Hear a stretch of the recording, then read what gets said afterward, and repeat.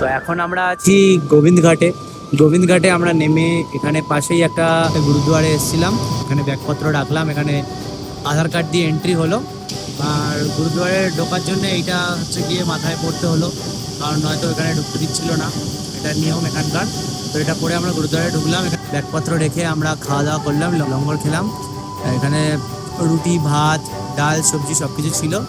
এবং খাওয়া দাওয়া করার পরে আমরা পাশেই এসেছি, মানে গুরুদ্বার থেকে বেরিয়ে আমরা পাশেই এসেছি এখানে একটুখানি প্রকৃতিটাকে দেখতে। আর কালকে আবার অনেকটা লম্বা ট্রেক আছে, কালকে আমাদের যেতে হবে এখান থেকে শেয়ার ট্যাক্সি নিয়ে যাব পুলনা থেকে আমাদের ট্রেক শুরু হবে, আমরা যাব ঘাঙাড়িয়াতে, তারপরে স্টে হবে। কালকে ট্রেকটা ভীষণ কঠিন হবে, পিঠে একটা 60 কেজির ব্যাগ, সামনে একটা ব্যাগ নিয়ে কালকে ট্রেক হবে। তো কালকে ট্রেকটা ভীষণ কষ্টকর হবে।